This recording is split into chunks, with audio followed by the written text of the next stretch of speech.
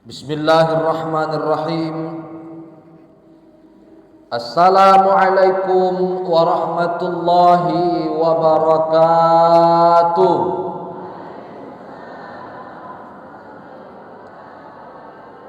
Alhamdulillahilladzi an'amana bi ni'matil iman wal islam. Ashhadu an la ilaha illallah wahdahu la syarikalah. Wa ashhadu anna Muhammadan abduhu wa rasuluhu alladzi la nabiyya ba'dah.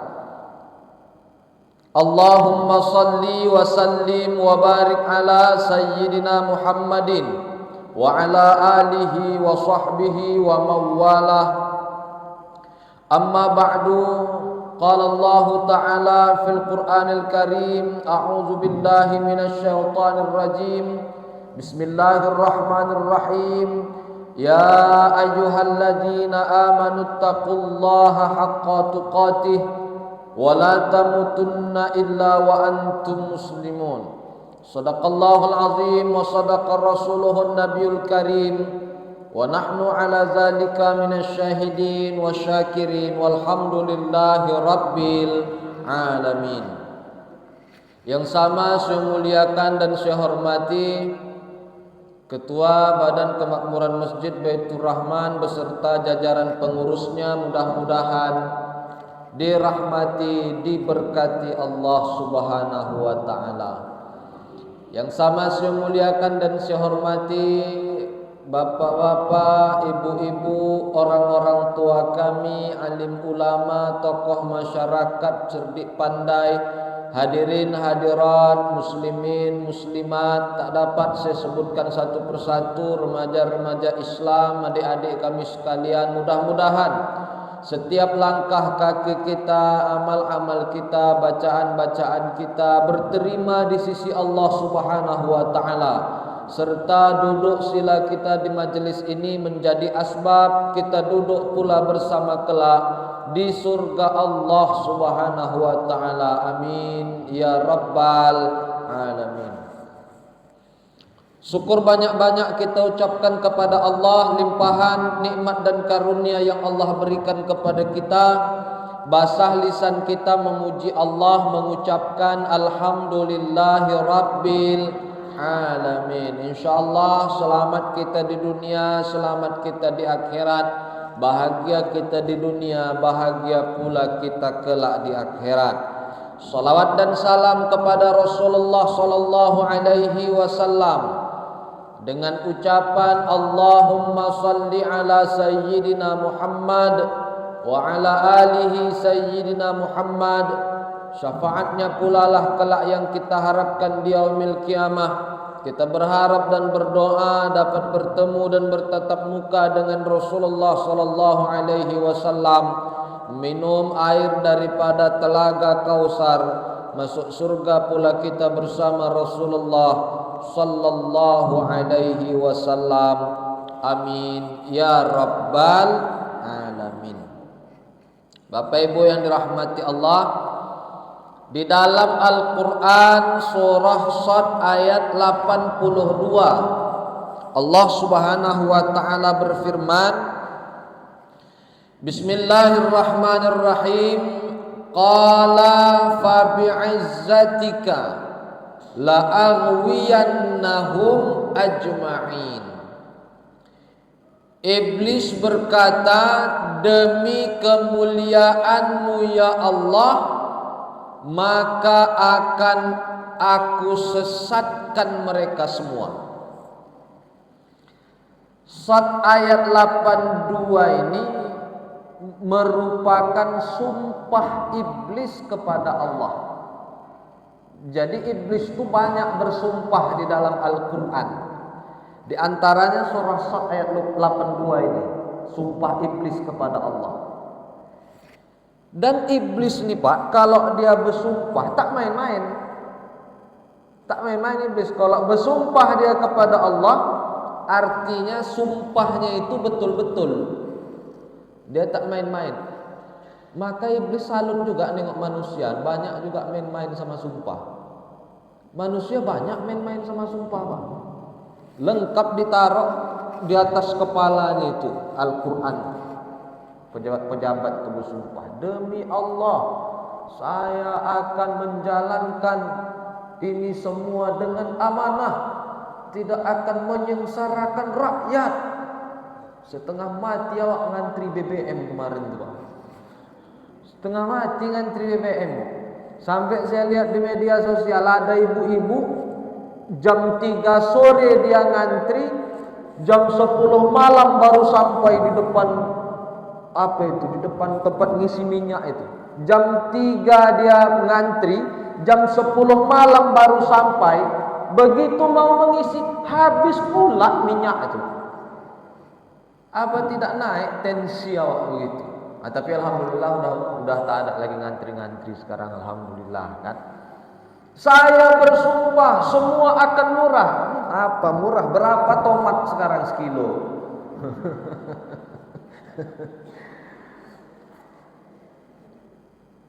Kata bapak itu sama istri, bersumpah aku dik, tak ada aku telepon janda tuh, kata bapak. Tak ada aku telepon. Tapi 2 jam aku tengok HP abang nih menelpon. Bukan aku yang menelpon, janda itu yang menelpon, kata bapak. Bersumpah, mudah sekali orang bersumpah demi Allah, wallahi. Itu ucapan-ucapan sumpah. Demi Allah aku tidak akan begini, demi Allah begini. Main-main terhadap sumpah. Sumpah itu kita bermain-main, tidak akan dipandang Allah di hari kiamat, dan Allah tak ridho sama orang itu. Jangan main-main sama sumpah Pak. Kalaupun kita bersumpah untuk membela diri atau menguatkan pernyataan kita, bukan main-main ini, memang dia mau menguatkan pernyataannya atau untuk membela diri. Seandainya dilanggarnya sumpahnya itu ada kafarat yang harus dia bayar. Tidak bebas begitu saja. Bersumpah dia, dilanggarnya sumpah itu, maka ada kafarat yang harus dia bayar. Kalau bahasa kita semacam denda begitulah. Ada bayarannya. Apa itu? Fakafaratuhu it'amu asyaratil masakin. Kalau bapak bersumpah, ibu bersumpah, ibu langgar sumpah itu, maka memberi makan 10 orang miskin. Cari 10 orang miskin, kasih makan. Berapa kali? 1 hari, karena kebiasaan kita 3 kali Pak, kasih makan orang miskin. Lontong sayur kalau di Gaharu ini berapa sepiring? 10.000 ya Bu ya. Jangan pakai perkedel, pakai telur lah pula. Pakai perkedel 10.000, taruhlah 10.000 pagi. Siang nasi padang, pakai lele goreng. Berapa Pak? 15.000. Jadi 25.000. Makan malam agak sedap lah sikit, pakai rendang. 25.000 pakai rendang, taruhlah 20 ya Pak ya. 20.000. Jadi 40.000. 45. Tambah teh manis dingin 5.000. 50.000 kali 10, 500.000 bayar untuk 10 orang miskin. Bayar Bu, kasih makan 10 orang. Tak sanggup lah Ustaz, enak kali lah dia. Aku aja makan ikan gembung rebus, dia pakai daging rendang pula. Tak sanggup lah Ustaz, tak maulah aku ngasih makan apa orang miskin. Alas, kata ibu itu. Ada yang kedua. Apa itu? Wa au kiswatuhum. Kalau tidak memberi makan 10 orang miskin, kasih pakaian. Pakaian lebih mahal sebetulnya pakaian nih Pak. Baju kaos 50.000, celananya 100.000, udah 150.000. Selopnya taruhlah yang selop yang karet tuh yang 30.000 itu kan, udah 180.000. Tambah maaf yang lainnya kan gitu. Tak mungkin juga minta izin saya tak pakai dia celana dalam kan gitu Pak ya. Tambahlah celana dalamnya 20 atau 30.000, 200.000 kali 10, 2 juta. Nah, ibu kalau melanggar sumpah 2 juta ibu belikan pakaian untuk orang miskin. Mahalnya Ustaz, tak sanggup lah Ustaz, berat lah Ustaz. Kalau begitu au tahriru raqabah. Apa itu tahrirur raqabah? Membebaskan budak. Tak ada lagi sekarang Pak kita membebaskan budak. Memberi makan orang miskin tak sanggup juga. Membeli bajunya untuk 10 orang berat juga. Membebaskan budak tak ada pula. Yang keempat, faman lam yajid fasiyamu salasati ayyam, maka berpuasalah 3 hari. 3 hari puasa Pak, untuk membayar sumpah yang telah kita langgar. 3 hari puasa. Puasa pun tak sanggup, mati aja lah. Puasa 3 hari pun tak sanggup.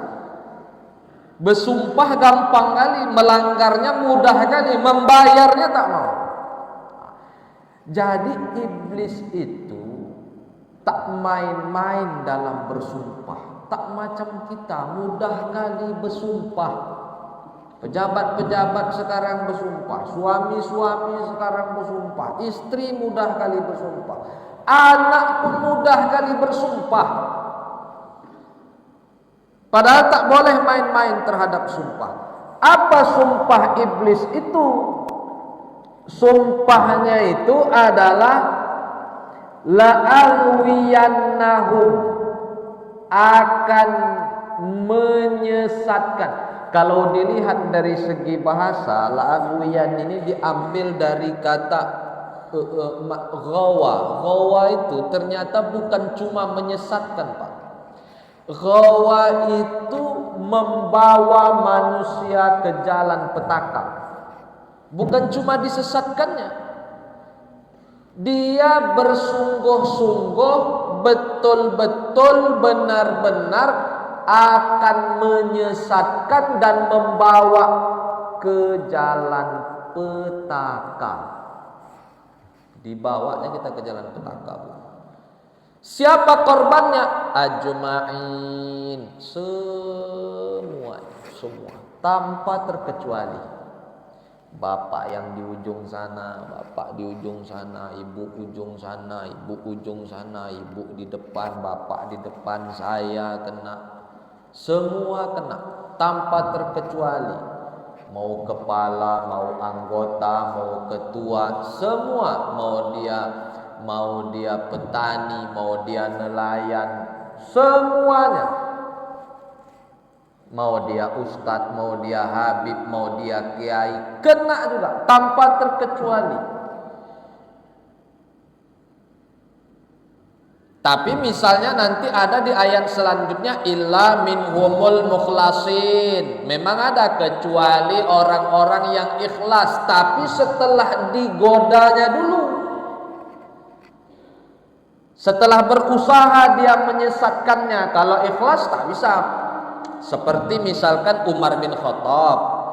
Umar bin Khattab kan kalau dia jalan di satu jalan, maka setan tak berani satu jalan dengan Umar. Setan akan memilih jalan yang lain. Itu hebatnya Umar. Kalau kita kan tidak. Kalau Umar, setan takut sama Umar. Kalau kita menakuti anak pakai setan, ya, Nakuti anak pakai setan. Cuci kakimu itu nanti kalau tak kau cuci digigit setan, kata ibu. Dulu ingat saya masa kecil-kecil, kalau kita lewat dekat kuburan, dulu kan keranda jenazah itu kan bukan di masjid, dulu di kuburan keranda jenazah itu kecil-kecil saya dulu. Di situ kuburan, di situ kerandanya itu dekat situ. Lewat awak kuburan apa kata mak awak? Jangan tengok belakang, jangan tengok-tengok ke belakang, nanti ada setan, kata dia. Sampai sekarang asal ada keranda lewat awak keranda tuh tak berani saya menengok ke belakang, Pak. Begitulah orang-orang tua dulu. Kalau lewat kuburan tak berani menengok ke belakang. Kenapa? Orang dulu menakuti anaknya pakai setan. Cuci kaki tuh nanti mimpi hantu, kata ibu tuh. Umar setan takut sama dia. Itu hebatnya Umar, karena memang Umar tak bisa digoda oleh setan. Beda dengan kita memang. Nah, begitupun kalau kita lihat dalam Al-Quran, ada begitu banyak cara setan untuk menggoda dan menyesatkan kita, tanpa terkecuali mengantarkan kita ke jalan petaka. Di antaranya di dalam Al-Quran surah Al-Maidah ayat 91. Kata Allah Subhanahu wa taala, Bismillahirrahmanirrahim. Innama yuridu syaitan ayyuqi'a bainakum al-adawata wal baghdha. Apa itu? Sesungguhnya setan bermaksud menimbulkan permusuhan dan kebencian di antara kamu. Inilah salah satu cara setan untuk menyesatkan dan membawa kita ke jalan petaka. Dibuatnya supaya kita ini saling bermusuhan. Dibuatnya supaya kita ini saling membenci. Kalau bisa sampai mati tak berdamai, sampai kiamat tak berdamai. Makanya ada orang cakap begini, kalau tak ditegurnya aku, sampai mati tak ku tegur dia. Kalau tak dicakapkannya aku, sampai kiamat tak ku cakapkan dia. Macam hidup aja waktu sampai kiamat, tak ku cakapkan dia tuh sampai kiamat, kata dia. Inilah cara setan nih untuk menyesatkan dan membawa kita kepada jalan petaka, Pak. Dibuatnya kita supaya saling bermusuhan, dibuatnya kita supaya saling benci. Salat di masjid, ke masjid juga. Wirid pengajianku ikut juga. Ini bukan satu rahim. Ini sesama muslim, sesama Islam, persaudaraan.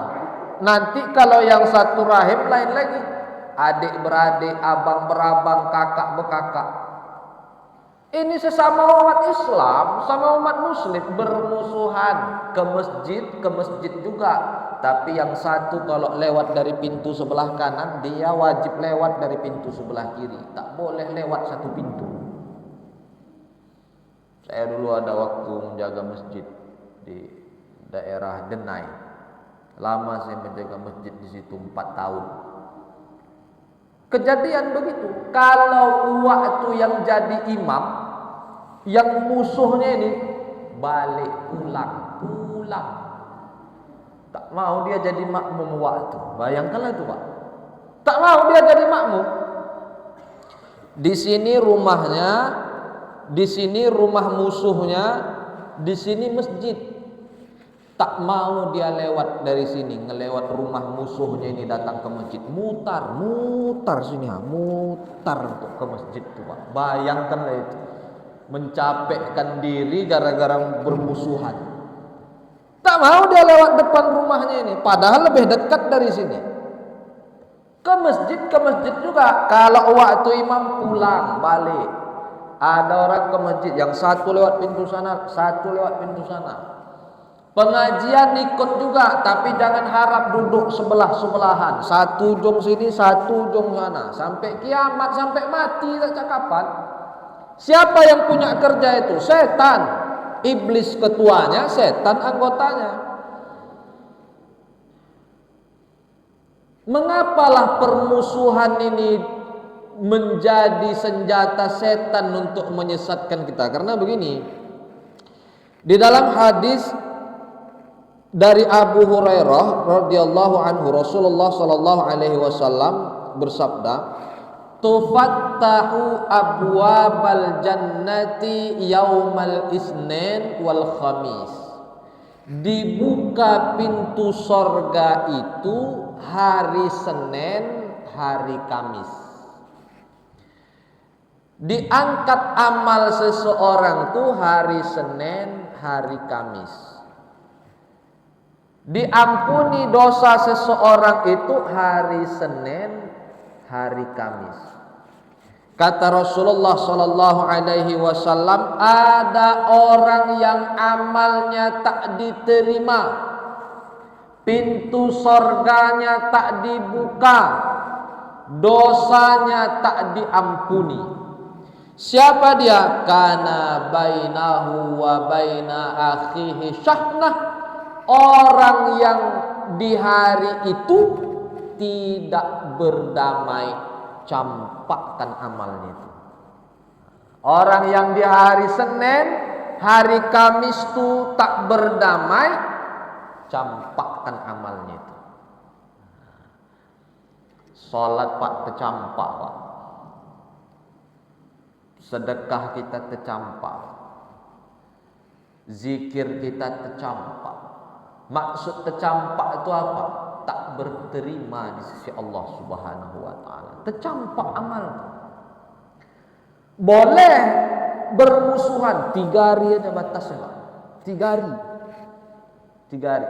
Senin begaduh, Kamis baian. Kamis gaduh lagi, Senin baian lagi.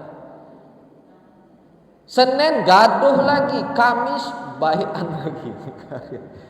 Jangan lebih 3 hari, Pak.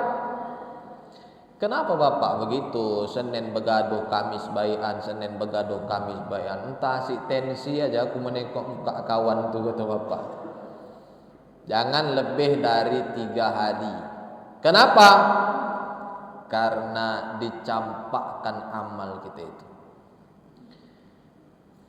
Mengapalah orang tak bisa berdamai? Karena masing-masing meninggikan egonya. Tak ada yang mau merendahkan ego. Masing-masing merasa paling betul. Masing-masing merasa paling hebat. Masing-masing merasa paling kuat. Allah, dia yang salah, dialah yang minta maaf, bukan aku yang minta maaf. Yang satu pun gitu juga, Allah, dialah yang salah, dialah yang minta maaf. Kenapa aku harus yang minta maaf? Berdamai. Kalau udah setahun agak-agaknya tak bercakap dengan kawan awak, berdamai. Bapak kalau udah 2 tahun tak bercakap dengan kawan, berdamai Pak. Ustadz enaklah berdamai, damai. Aku yang ngerasakan Ustadz, aku yang ngerasakan Ustadz cuma cakap damai, damai, damai aja enak kali. Apa masalahnya rupanya Pak? Habis sholat subuh hari Minggu pengajian, habis pengajian diajaknya lah saya makan lontong di lapangan Merdeka Ustaz. Dia yang mengajak. Saya masih lagi pakai sarung, pakai baju kuku. Diajaknya makan lontong di lapangan Merdeka. Tak ada bawa apa-apa Ustaz. Handphone tak bawa, duit pun tak bawa.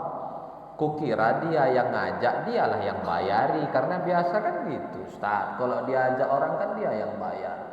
Pergilah Ustaz naik kereta sama dia, pergilah ke lapangan Merdeka. Begitu makan lontong, pergi dia sebentar, kata dia mau mengisi minyak. Pergi dia, ditinggalkannya lah aku di warung lontong tuh Ustaz. Ku tunggu sejam kok tak balik-balik, 2 jam kok tak balik-balik, 3 jam kok tak balik-balik. Pening lah aku Ustaz, mau pulang malu sama tukang lontong. tak pulang, udah berjam-jam waktu itu. Terakhir jalan aku Ustaz dari lapangan Merdeka sampailah ke Garut Ustaz, kata bapak. Besoknya aku tanya, kenapa bapak tinggal aku? Tak teringat aku membawa kau ke warung lontong itu. Apa tak naik sepaning Ustaz, kata bapak. Terakhir 2 tahun tak kucakapi, kata dia.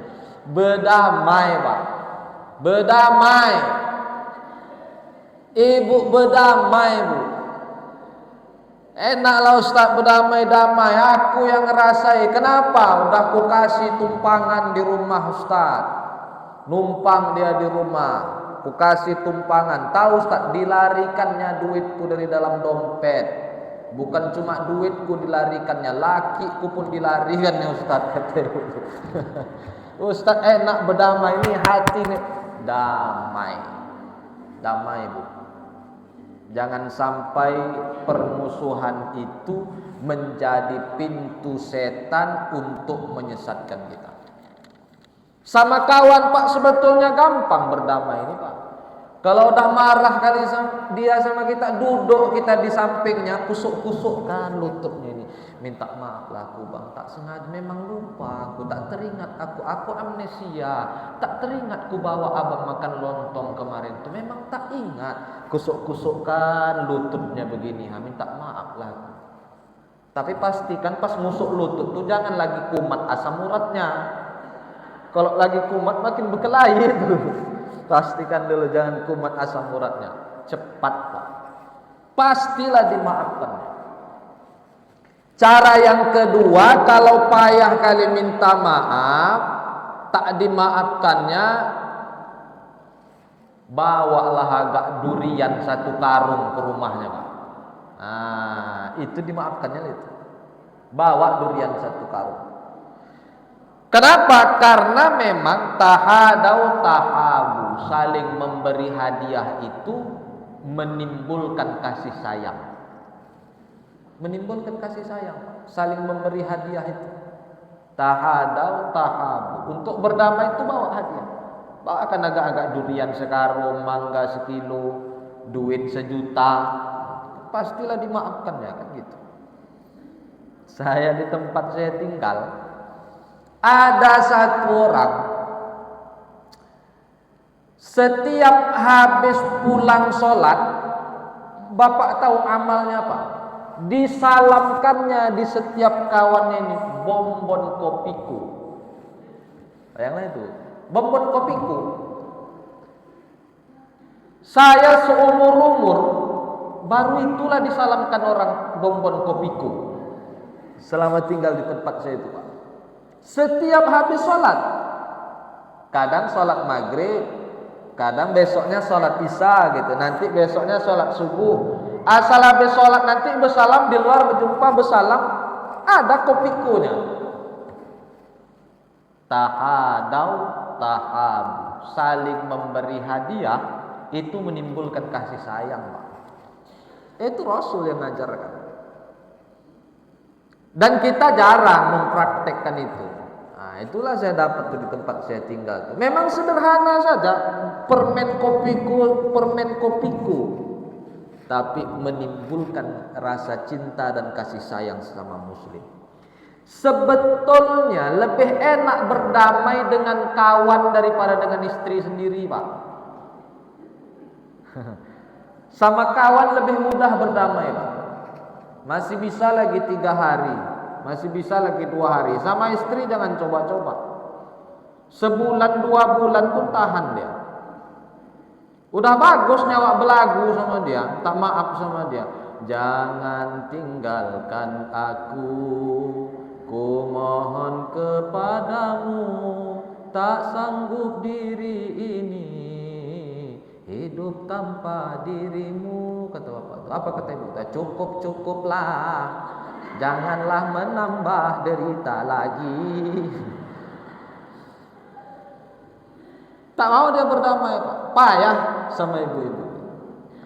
Tapi begitu pun berdamailah, jangan sampai itu menjadi jalan setan untuk menyesatkan dan membawa kita ke jalan petaka. Makanya dalam Al-Mujadilah ayat 10 itu, Innaman najwa minasyaitan. Sesungguhnya berahasia-rahasia itu bahagian dari setan. Nah, dikatakan dalam sebuah hadis, dilarang kalau kalian duduk bertiga, yang duanya ini berbisik, yang satu ini ditinggalkan. Bapak duduk bertiga nih, bapak berbisik berdua, tak bapak ajak yang satu ini berdosa, Pak. Ini harus diajak nih yang satu ini. Tak boleh ditinggalkan, kecuali minta izin dulu sama yang satu nih. Kak, minta izin ya kak, aku mau bercakap dulu sama kakak yang ini, rahasia betul. Sebetulnya kakak yang mau kuceritakan sama dia, tapi tak mungkin kakak yang kuajak. Minta izin sama dia nih. Banyak orang yang anggap sepele nih, Bu. Berbisik-bisik dia dengan orang yang kedua nih, sedangkan yang ketiga ditinggalkan. Itu jalan setan untuk menyesatkan kita. Orang-orang tua kami yang dirahmati dan dimuliakan oleh Allah Subhanahu wa taala. Itu yang pertama, jalan setan itu akan berusaha menyesatkan dan membawa kita ke jalan petaka ajmain, semuanya tanpa terkecuali. Dan kita berusahalah untuk menghindari jalan-jalan setan. Yang kedua,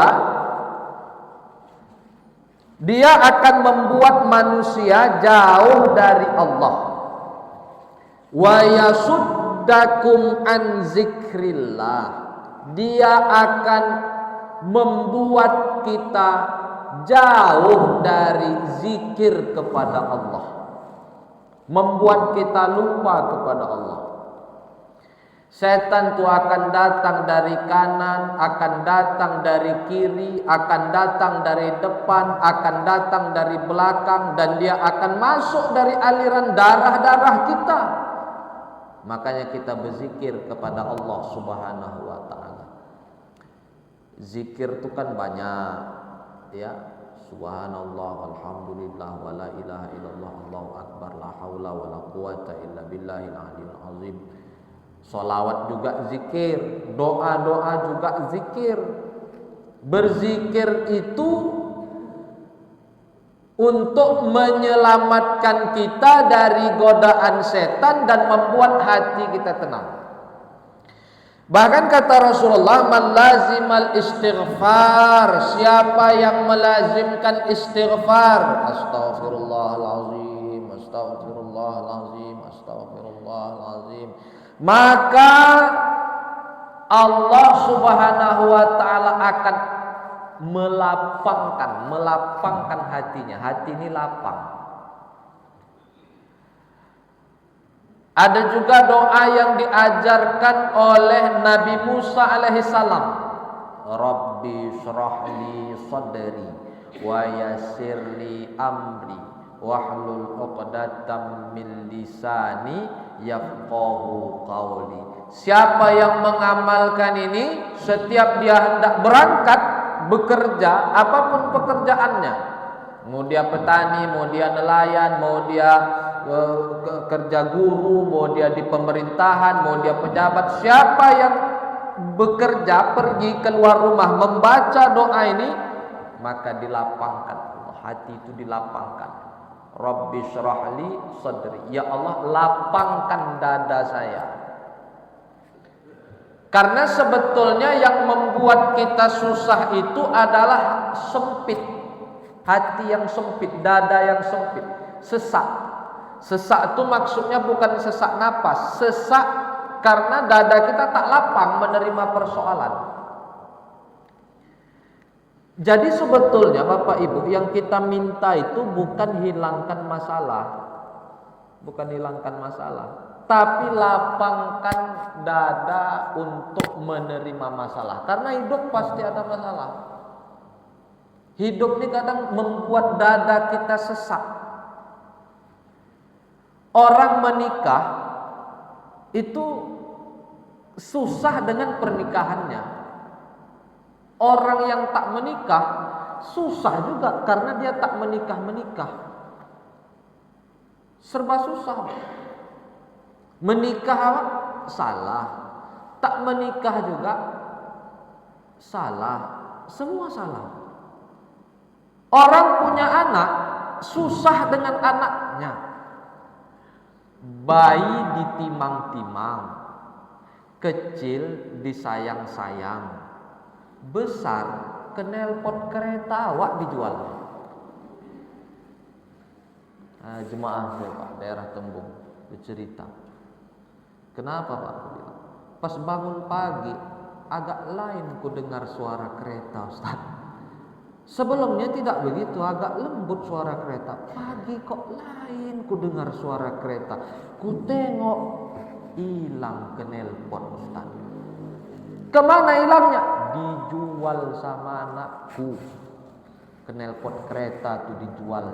Kecil bayi ditimang-timang, kecil disayang-sayang, besar begitulah ulahnya sama awak Ustaz.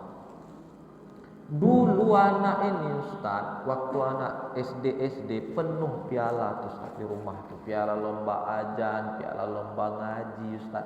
Jadi kenapa bisa rusak begitu Pak? Saya bilang, kelas 5 SD meninggal mamanya. Disitulah kurasa. Jadi kenapa?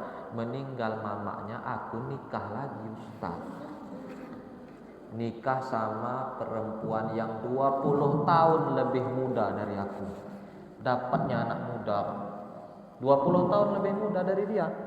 Jadi tak terdidiknya anak nih Pak Ustaz, rusaklah sampai sekarang. Tak pernah pulang ke rumah, asal pulang kalau tak knalpot kereta gas hilang di rumah Ustaz.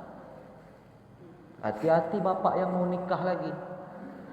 Aku ingatkan aja kalau ada niat, pikir-pikir dulu. Anak nih tengok-tengok. Banyak kejadian meninggal emaknya, anak rusak. Ada persoalan dari segi rezeki dan lain sebagainya. Memang karena hidup adalah tempat persoalan. Maka yang kita minta itu bukan hilangkan masalah, tapi lapangkan dada untuk menerima masalah. Saya ajarkan sama bapak ini, baca aja nih Pak doa Nabi Musa, Rabbi syrahli sadri wa yassirli amri wahlul 'uqdatam min lisani yafqahu qawli. Amalkan banyak-banyak zikir kepada Allah. Ingat Allah, ala bi zikrillah. Dengan berzikir kepada Allah, hati menjadi tenang. Kenapa orang sibuk ke psikiater? Sikit-sikit psikiater, sikit-sikit psikiater. Kenapa orang sibuk ke psikolog? Sikit-sikit psikolog, sikit-sikit psikolog. Ya boleh, bukan saya menyalahkan psikiater dan psikolog. Tapi yang jadi masalah dia tak ingat pada Allah Subhanahu wa taala. Lupa dia pada Allah. Manusia didatanginya, Allah tak pernah didatanginya. Apa nasihat Rasulullah kepada Ali bin Abi Thalib? Kata Rasulullah, "Ya Ali, man zakarallahu qabla al-fajr wa qabla tulu'i syamsi wa qabla ghurubiha, istahyallahu an tu'adzibahu finnar." Wahai Ali, kata Rasul, siapa yang berzikir kepada Allah sebelum fajar, sebelum subuh itu. Kalau subuh jam 5, setengah 5 ibu bangun, ya sholat tahajud, sholat hajat, sholat tobat, tutup dengan sholat witir, nanti berzikir kepada Allah Subhanahu wa taala. Diambil tasbih itu berzikir, subhanallah, alhamdulillah, la ilaha illallah, berzikir, ambil tasbih. Enggak ada tasbih yang di mobil tuh, ambil copot tasbih yang di mobil, pakai tasbih. Ini mobil dia udah masuk surga, dia tak tentu lagi masuk surga dah. Tasbihnya di mobil, bacaan kalimat Allah Muhammad di mobil, dia zikir tak pernah. Zikir subhanallah walhamdulillah. Siapa yang berzikir sebelum fajar dan sebelum terbit matahari, macam kita inilah bapak-bapak duduk-duduk, ibu-ibu duduk-duduk sini sambil subhanallah bihamdi, subhanallah alazim, subhanallah bihamdi, subhanallah alazim, subhanallah, sambil berzikir. Bapak duduk di majelis ilmu tapi berzikir. Wa qabla ghurubiha, dan sebelum terbenam matahari, mau maghrib jam 5 bapak udah mandi, setengah 6 udah siap-siap. Ya, jam 6 nanti berangkat ke masjid, duduk di masjid sini, jam 6.15 duduk berzikir. Istahyallahu an tu'azzibahu finnar. Allah malu mengazab dia nanti masuk neraka. Artinya siapa yang berzikir maka Allah menjanjikan surga untuk dia. Jadi banyak-banyak kita berzikir. Zikir itu nanti biasanya dipelajari kalau lebih mendalamnya di kajian tauhid atau tasawuf. Cara-cara berzikir, ada zikir lisan, ada zikir qalbu gitu ya, zikir hati, ada zikir macam mana memaknai zikir itu, biasanya itu di kajian tauhid. Saya hanya mengupas tentang bahwa berzikir itu adalah cara kita untuk menangkal daripada jalan setan menyesatkan dan membawa kita kepada jalan petaka. Agaknya dua ini yang dapat saya sampaikan pada hari ini yang merupakan jalan setan, dan kita hindarilah, berusahalah untuk menangkal daripada jalan-jalan setan untuk menyesatkan kita. Berdamailah dengan saudara-saudara kita yang selama ini bermusuhan. Tak ada gunanya bermusuhan, itu hanya merusak amal saja. Kemudian banyak-banyaklah berzikir kepada Allah Subhanahu wa taala. Zikir apapun itu silahkan saja. Insyaallah selamat di dunia, selamat kita di akhirat. Amin ya rabbal alamin. Saya rasa demikian. Mohon maaf atas segala kekurangan. Terima kasih atas segala perhatian. Kepada Allah saya mohon ampun. Assalamualaikum warahmatullahi wabarakatuh. A'udzu billahi minasy syaithanir rajim. Bismillahirrahmanirrahim. Alhamdulillahirabbil alamin. Wassalatu wassalamu ala asyrafil anbiya'i wal mursalin wa ala alihi wa sahbihi ajma'in. Allahumma anfa'na bima 'allamtana wa 'allimna ma yanfa'una fid dinina wa dunya wal akhirah. Allahumma ja'al jam'ana hadza jam'an marhumah, tafarruqna min ba'dihi tafarruqan ma'sumah. Rabbana atina fid dunya hasanah wa fil akhirati hasanah wa qina azabannar. Wa sallallahu wa sallam wa barik alaihi walhamdulillahi rabbil alamin. Taqabbalallahu minkum minna wa minkum taqabbal ya karim.